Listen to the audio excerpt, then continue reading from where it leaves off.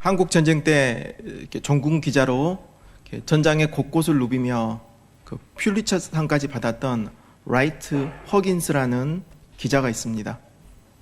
그가 압록강변에서 다음 전쟁을 준비하면서 지쳐있던 비해병대 군인들을 바라보면서 이렇게 묻습니다. 내가 여러분들의 소원을 모두 들어줄 수 있다면 여러분들이 나에게 한 가지 소원만을 이야기한다면 무엇을 이야기하시겠습니까? 그러자 그 미 해병대 병사들이 이구동성으로 이렇게 말했다고 합니다. 우리에게 내일을 주십시오. 하루하루 죽어나가는 그 동료 전우들을 보면서 그들에게 필요한 것은 내일이 있는 것이었습니다. 오늘 우리의 삶을 가장 복되고 희망 있게 하는 것이 무엇이겠습니까? 우리의 내일이, 우리의 미래가 보장되어 있다는 것입니다. 우리의 미래를 보장받기 위해서 우리는 열심히 달려가고 정말로 정진하고 우리 시간을 쪼개가면서 살아갑니다. 그런데 이 모든 것들은, 이 세상에서 누리는 이 모든 것들은 우리에게 영원한 내일이 되지 못합니다. 오늘 본문인 베드로전서는 소아시아에 흩어져 있던 수없이 많은 그리스도인들, 로마 박해 때문에 힘들어하던 그 백성들을 위해서 베드로가 쓴 편지입니다. 베드로전서는 고난 가운데 읽는 서신입니다. 이 베드로전서가 우리에게 말합니다. 이런 어두운 시대 속에서도 너희에게 소망이 있느냐? 이런 어둠의 시대 속에서도 너희에게 참다운 소망이 있느냐고 묻습니다. 여전히 코로나의 위협이 득세하고 있고 국가 간의 전쟁이 있고 이념과 가치관이 대립하고 있고 그리고 세계 곳곳에서는 그리스도인에 대한 그 협박과 조롱이 득실되고 있는 세상 가운데입니다. 우리가 여전히 이런 불투명한 여전히 절망 가운데 있는 세상 속에서도 우리가 소망을 잃지 않아야 될 이유가 어디에 있을까요?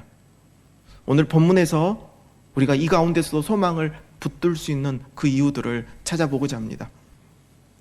첫 번째는 우리가 여전히 주님이 주시는 그 소망 가운데 거할 수 있는 이유는 부활하신 주님이 우리와 함께 하시기 때문입니다. 그 부활의 주님이 우리 심령 속에 거하시고 어떤 환경 속에서도 우리 안에 거하십니다.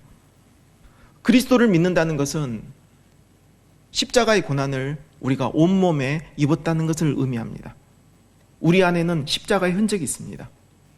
고난에 동참한 흔적이 있습니다.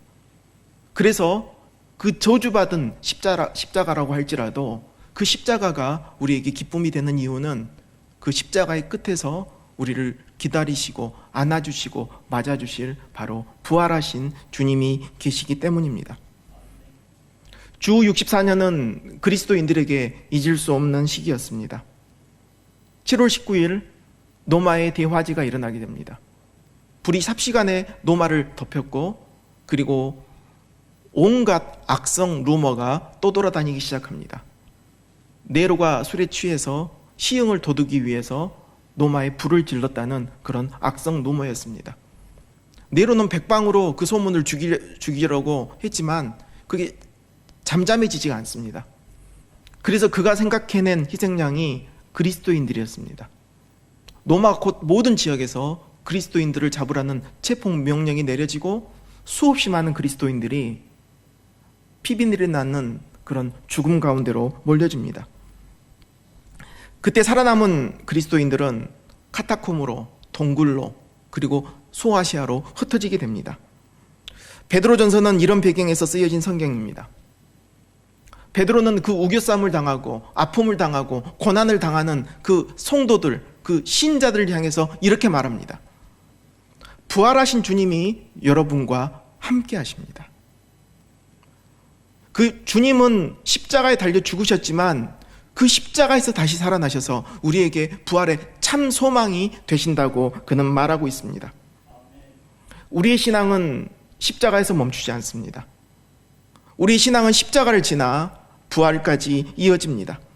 심지어 베드로는 베드로전서 4장 12절 13절에서 이렇게 말합니다. 사랑하는 자들아, 너희를 연단하러 오는 그 불시험을 이상한 일 당한 것처럼 이상히 여기지 말고 오히려 너희가 그리스도인의 고난에 참여하는 것으로 기뻐하라고 말하고 있습니다. 우리가 고난을 당하고 아픔을 당하고 어려움을 당하지만 그래도 우리가 기뻐할 수 있는 이유는 우리가 믿는 예수 그리스도 그분이 부활하셨다는 사실입니다. 부활이 있다는 것은 영원한 내일이 보장되어 있다는 것입니다. 우리에게는 영원한 내일이 있습니다. 그 압록강변에서 우리에게 내일을 달라고 말하던 미 해병대 병사들처럼 우리에게는 하나님이 주시는 영원한 내일이 보장되어 있습니다.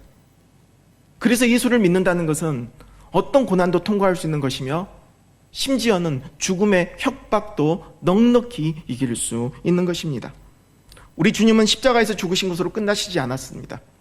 지금도 살아계셔서 그를 믿는 모든 사람에게 부활의 영광과 기쁨과 그 은혜를 부어주고 계시는 분이십니다. 진짜 신앙은 어려움 속에서 좌절하는 신앙이 아닙니다. 앞으로 가도 정말로 길이 안 보인다고 넘어지는 신앙이 아닙니다. 이 가운데서도 부활하신 주님을 바라보면서 넉넉히 주님 안에서 이기는 신앙입니다. 보리스 콤펠드 박사라는 분이 계십니다. 이분은 러시아에 살았던 유대인 의사입니다. 그런데 이분은 스탈린도 신이 아니었다는 죄목으로 강제 수용소에 버려집니다. 의사인 그의 업무는 죄수들이 죽지 않을 만큼 진료를 한 다음에 그 사람이 쓸모가 없어지면 죽게 내버려 두는 것이 그의 업무였습니다. 매일매일 기계적으로 죽어가는 그 죄수들을 보면서 그는 마음의 가책을 받게 되고 그리고 자기의 인간성마저 파멸된다는 그런 아픔 가운데 있게 됩니다. 그런데 동료 죄수로부터 예수 그리스도가 나의 주님이시라는 그 사실을 믿고 예수님을 영접하게 됩니다. 더 놀라운 사실은 그 수용소 안에 지하교회 같은, 일종의 지하교회 같은 그런 데서 많은 그리스도인들이 이 의사를 회심시키기 위해서 그들 모두가 함께 기도했다는 사실을 알게 되고 바로 오늘 그 기도가 이루어졌다는 사실을 그는 듣게 됩니다. 그날부터 그는 자신이 복음의 빚진 자임을 깨닫게 됩니다. 그 죄수들 한 사람 한 사람을 정성껏 돌봅니다. 하루는 죄수들을 못 살게 구는 간수 하나가 들어왔는데 약물 주사로 죽일까 생각하지만 하나님께 기도하고 그 또한 정성껏 돌보기 시작합니다. 이제 교도소에서 협박이 들어옵니다. 왜 의료품을 낭비하느냐? 왜 환자들에게 잘해주느냐? 죽을 사람 살렸다가는 이제 네가 죽는 거다 라고 통고까지 받게 됩니다. 한 번은 대장암에 걸린 사람을 치료하게 됩니다. 열심히 치료했더니 그가 소생하게 돼요. 살아나게 돼요. 근데 그 환자가 물어봅니다. 당신이 나를 이렇게 열심히 치료해주면 당신이 죽을 텐데 왜 이렇게 나를 정성껏 치료해 주십니까? 그러니까 그 보리스 박사가 그 환자에게 이렇게 말합니다. 괜찮습니다. 당신과 나를 위해서 이미 죽으신 분이 계십니다. 환자가 깜짝 놀라요. 아니 누가 죽으셨습니까? 그러니까 이 보리스 박사님이 그 환자의 귀에 대고 그 사람의 이름은 예수 그리스도이십니다. 그리고 이 보리스 박사님은 이 사람을 살린 것이 알려지면서 죄수들 앞에서 공개 처형을 당합니다. 죽음도 두렵지 않았죠. 나를 위해 죽으신 그분이 계셨고 그리고 그 죽음 뒤에 그분이 부활의 주님으로 나와 함께 계신다는 것을 믿었기 때문에 넉넉히 그것을 받아냅니다. 그리고 그가 죽던 순간에 그에게 살림을 받았던 그 환자는 자신에게 전해준 그 복음 때문에 흐느낍니다. 보리스, 이제는 내 차례입니다. 내가 이 복음을 가지고 이 생명을 가지고 내 목숨을 다해서 살아갈 것입니다. 이 사람이 그 훌륭한 그리스도인이요 노벨상을 받았던 알렉산더 솔제니친입니다.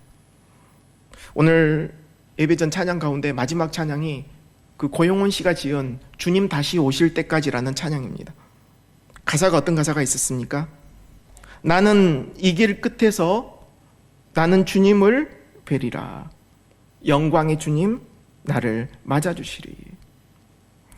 사랑하는 성도 여러분, 여전히 불투명한 이 시대를 살아가고 있는 우리지만 우리가 희망의 끈을 놓지 않을 수 있는 유일한 이유가 있다면 그것은 부활하신 주님이 우리와 함께 하시기 때문입니다. 이 시대 가운데 우리가 또 소망을 놓지 않을 수 있는 두 번째 이유는 주님이 우리의 산 소망이 되시기 때문입니다. 그리스도를 바라보는 우리에게는 하나님이 주시는 산 소망이 있습니다. 여기서 산 소망, 살아있는 소망, 이 헬라어를 이렇게 보면은 단순하게 그렇게 보기는 아깝습니다. 여기서 산 소망이라는 그 원어적인 뜻은 소망 자체가 살아서 꿈틀거리고 움직이고 활력이 있어서 그것이 살아있는 소망이라는 의미입니다. 이 산 소망의 출발점이 어딜까요? 오늘 우리가 읽지는 않았지만 2절에서는 세 가지로 말합니다. 하나님의 미리 아심, 성령의 거룩하게 하심, 예수 그리스도의 피 뿌림, 이 세 가지가 합해서 우리에게 산 소망을 주고 있다고 말합니다. 성부의 입장에서 본다면 하나님께서는 우리를 창세 전에 택하셨습니다. 그분이 나를 택해 주시고 나를 구원해 주시고 나를 하나님의 자녀로 만들어 주셨습니다. 성자 입장에서 보신다면 예수님이 그분이 십자가에 달려서 돌아가시는 그 순간에 우리 모두가 하나님의 자녀로, 거룩한 자녀로 거듭나게 되었습니다. 그리고 성령의 입장에서 보신다면 성령께서는 이 놀라운 복음의 비밀을 깨닫게 하시고 나로 이해되게 하시고 그것이 믿어지게 도와주셨습니다. 내 가운데 역사하셨습니다. 특별히 저는 여기서 핏뿌림이라는 단어를 주목하고 싶습니다. 이 단어가 어디에 등장합니까? 6월절날 유대인들은 이 어린 양을 잡습니다. 그리고 이 어린 양이, 이 양 한 마리가 피를 흘리고 있을 때 그 양이 정말로 그 집의 장자, 그 가족을 위해서 속죄 제물이 되고 대속 제물이 되었죠. 중요한 것은 이 어린 양이 피를 흘린다고 해서 죽음의 사자가 그냥 넘어가는 건 아닙니다. 한 가지 해야 되는 일이 있습니다. 그 어린 양의 피를 문설주와 임방에 발라야 합니다. 뿌려야 합니다. 놀랍게도 저와 여러분에게는 그 어린 양 되시는 예수 그리스도의 그 보혈이 우리 가운데 뿌려져 있습니다. 우리 심령에 발라져 있습니다. 그 놀라운 보혈의 능력이 우리 가운데 씌워져 있는 것입니다. 우리가 이 보혈의 능력 가운데 거할 때 어떤 세상의 절망과 고난 가운데서도 우리는 자유할 수 있습니다. 왜요? 예수님의 보혈의 그 놀라우신 피가 우리 가운데 뿌려져 있기 때문입니다. 우리는 자유합니다. 죄와 사망으로부터 우리는 깨끗하게 구원을 받았습니다. 그리고 우리 안에서 소망이 꿈틀리기 시작하는데 그것이 우리 안에서 역사하는 산 소망입니다. 우리는 이 살아있는 소망을 소유한 자들입니다. 그래서 본문 3절에서는 이 소망이 예수님의 십자가와 부활이라고 말하고 있습니다. 이 산 소망을 품은 자들은 놀랍게 4절 가운데서 하나님이 기업을 주시는데 그 기업의 특징이 썩지 않고 더럽지 않고 그리고 쇠하지 않는 기업을 주신다고 말합니다. 썩지 않는다는 것은 영원하다는 말입니다. 더럽지 않는다는 것은 원어적으로 염색되지 않는다, 변질되지 않는다, 영원하다, 그대로 있다는 그 기업을 말합니다. 쇠하지 않는다는 것은 원어적으로 본다면 그 아름다움이 마지막까지 보존된다는 말입니다. 하나님께서는 우리에게 산 소망, 예수님의 그 놀라운 보혈로 우리를 깨끗하게 속량해 주셨고 우리에게 기업을 약속해 주셨습니다. 우리는 그 기업을 물려받았습니다. 세상의 기업은 끝이 있습니다. 영원할 것 같은 기업들도 어느 한순간에 사라집니다. 모두가 사라집니다. 그러나 예수를 믿는 우리에게는 영원한 기업이 예비되어 있습니다. 이 땅의 것들이 침노치 못하는 기업입니다. 하늘의 능력이 임하는 기업입니다. 그래서 우리는 이 땅에서 담대할 수 있고 어떤 역경도 이겨낼 수 있습니다. 우리는 이 땅에서 고난을 받기 때문에 천국을 바라보죠. 그런데 단순히 천국만을 바라보면서 천국의 꼴이나 하기만을 기다리는 그런 단순한 믿음이 아닙니다. 이 산소망은 우리 가운데 들어옵니다. 살아서 역사합니다. 그리고 그 산소망이 있기 때문에 이 땅 가운데서 우리가 역경을 넘어설 수 있고 자유할 수 있고, 그리고 고난의 현실 앞에서 용기 있게 우리는 부딪힐 수 있는 것입니다. 이것이 바로 산소망의 비밀입니다. 신학교 은사 목사님 중에 존경하는 김상복 목사님이 계십니다. 목사님은 북한 태생이신데 초등학교 때 부산으로 넘어오셨습니다. 형님 몇 분과 부산으로 내려와서 어린 시절을 보내시고 서울로 있는 학교로 공부하러 가야겠다고 이렇게 했는데 형들이 다 반대를 해요. 네가 어떻게 거기를 가느냐. 부산에서 서울 가는 기차를 타고 아무도 없는데 그 책보따리 하나 붙들고 올라갑니다. 기차간에서 기도를 해요. 주님 도와주세요. 하나님 도와주세요. 눈을 뜨지 못하겠다고 말씀을 하시더라고요. 눈을 뜨면 눈물이 막 왈컥왈컥 쏟아질 것 같으니까 그냥 기도하고 서울까지 가는 거예요. 서울에 가서 머물 곳이 없는데 보니까 반짝이는 건물이 있어요. 들어가서 똑똑해요. 누구세요? 접니다.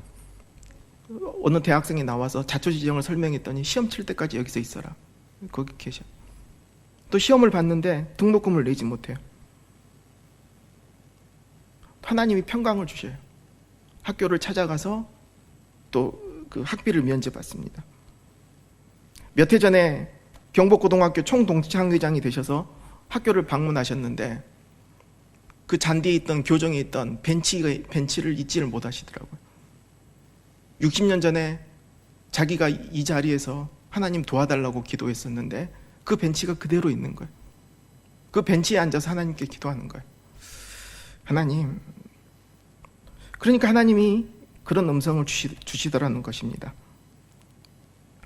내가 너희 기도를 들었고 지금까지 너를 인도했다.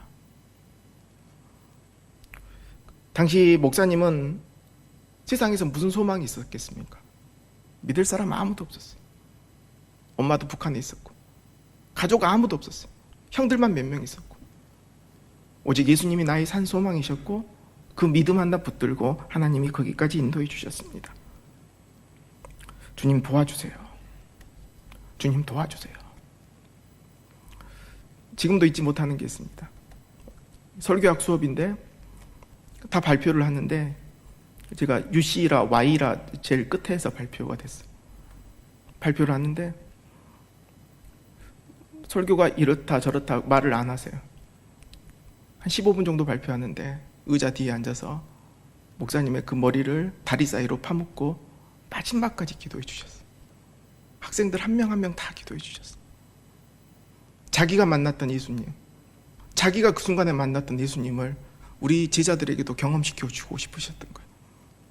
삶으로 보여주셨어요. 사랑하는 성도 여러분, 이 험한 세상 가운데서도 예수님께 소망을 두십시오. 산 소망 되신 예수님은 우리에게 썩지 않고 더럽지 않고 쇠하지 않는 그 기업을 주시고 우리를 응원하십니다. 그분이 은혜의 강가로 우리를 인도하실 것입니다. 마지막으로 우리가 주님이 주시는 그 소망 가운데 거할 수 있는 이유는 우리가 고난 가운데서 우리의 믿음을 증거할 수 있기 때문입니다. 베드로 전서가 쓰여졌을 때 이 본문은 우리에게 이렇게 말합니다. 고난은 고통이지만 절망이 아니다. 고난은 고통입니다. 그런데 결코 절망이 아닙니다. 오히려 이 고난이 우리에게 축복이 될 수 있다고 말합니다. 어떻게 이 고난이 우리에게 축복이 될까요? 이것은 이 고난을 통해서 우리가 믿음의 연단을 받기 때문입니다. 우리는 누구나 믿음의 연단받는 한 고난의 시간을 통과하게 됩니다. 예외 없습니다. 우리 믿음의 선배들은 이런 시간들을 믿음의 암흑기, 영적인 암흑기라고 불렀습니다. 어떤 사람들에게는 짧게 지나가기도 하고 어떤 사람에게는 그 시간이 짧지 않은 시간이 될 수도 있습니다. 저와 여러분 누구나 이 믿음의 암흑기를 지나지 않는 사람은 없습니다. 다 지납니다. 그런데 하나님께서는 이 고난의 시간을 통과하면서 우리에게 더 순수한 믿음, 더 진실한 믿음, 하나님 앞에서 더 단단하고 보석 같은 믿음으로 우리를 만들어 주십니다. 6절 말씀이 이렇게 말합니다. 그러므로 너희가 이제 여러 시험으로 말미암아 잠깐 근심하게 되지 않을 수 없으나 오히려 크게 기뻐하는도다. 베드로는 이 편지를 쓰면서 고난이라는 현실을 외면하지 않았습니다. 너희가 고난이 있느냐? 내가 너희가 고난받는 건 안다. 그런데 근심하지 않을 수 없다고 말해요. 근데 베드로는 여기서 뭐라고 말합니까? 잠깐이라고 말해요. 잠깐의 근심을 잘 견디면 그 고난 뒤에 하나님이 주시는 또 다른 세계가 있다고 말합니다. 7절에 너희 믿음의 확실함은 불로 연단하여도 없어질 금보다 더 귀하여 예수 그리스도께서 나타나실 때 칭찬과 영광과 존귀를 얻게 할 것이니라. 여기에 연단이란 말은 원어적으로 도키모스란 말입니다. 이 단어는 세공업자들이 사용하던 단어입니다. 1세기 로마에서 진짜와 가짜 금을 구분하기 위해서 1037도의 그 높은 고열에서 금을 갖다 녹이면 진짜 금은 이렇게 잘 보이게 됩니다. 그리고 순금만이 남습니다. 그때 그 순금을 바라보면서 심판관이 뭐라고 하냐면 도키모스라고 말합니다. 영어로 프루브, 증명됐다. 이 믿음은 진짜다. 진짜 하나님이 우리에게 보고 싶어 하는 게 뭘까요? 조금 어려운 시절인 줄 안다. 그런데 하나님이 우리에게 뭘 보고 싶어 하시냐면 우리의 믿음을 보여줘서 하나님 앞에서 우리가 도키모스 하기를 원하시는 거예요. 고난이라는 것은 우리의 믿음의 진정성을 증명하는 용광로와 같은 것입니다. 이 가운데서 우리의 믿음이 재련됩니다. 그리고 하나님께서는 우리를 더욱더 단단하게 바꾸십니다. 불시험은 재수없게 떨어진 것이 아닙니다. 가장 위대한 주님의 종으로 부름받았기 때문에 하나님이 허락하신 것입니다. 세상은 종교적인 사람을 미워하는 것이 아니라 삶으로 하나님께 영광 돌리는 사람을 미워합니다. 어렵고 고통스럽긴 하지만 고난을 통해서 하나님은 하나님의 교회를 연단시키시고 세상을 변화시키시고 우리의 믿음을 단단하게 빚으십니다. 우리 대한민국의 역사 가운데서 가장 치욕스러운 순간이 언제일까요? 아마도 일제 35년 강점기일 것입니다. 그런데 하나님께서는 이 35년의 그 정말로 치욕 같은 순간 속에서 하나님은 믿음의 지도자들을 만드셨습니다. 월남 이상재, 고당 조만식, 도산 안창호, 남강 이승훈, 주기철 목사님, 손양원 목사님, 길손주 목사님, 한경직 목사님, 고난이 이런 아름다운 지도자들을 빚어낸 것입니다. 지금도 마찬가지입니다. 고난이 왔습니까? 그렇다면 이 순간에 하나님께서는 우리의 믿음을 조금 더 아름답게 축복의 기회로 바꾸시는 시간을 만들고 싶어 하십니다. 베드로전서에는 고난이란 단어가 무려 15번 등장합니다. 그리고 소망이란 단어는 14번 등장합니다. 또 즐거움, 영광이란 단어는 함께해서 13번 등장합니다. 이 단어들을 본다면 한번 생각해 보십시오. 고난은 고난으로 끝나는 것이 아니라 우리에게 희망을 준다. 그리고 그 희망은 궁극적으로 하나님 앞에 영광이 되고 그리고 우리에게 진정한 즐거움이 될 것이라고 말하고 있습니다. 우리의 환경은 여전히 희망적이지 않습니다. 그럼에도 불구하고 지금 이 순간 우리가 하나님 앞에서 희망을 노래할 수 있는 이유가 있다면 무엇이겠습니까? 부활하신 주님이 함께 하시기 때문입니다. 그리고 우리에게 피를 뿌려주시고 우리를 하나님께서로 삼아주시는 그 산소망, 그 산소망의 능력이 하늘 기업을 정말 우리에게 예비해 주시고 그리고 그 산소망 되시는 예수님이 함께 하시기 때문입니다.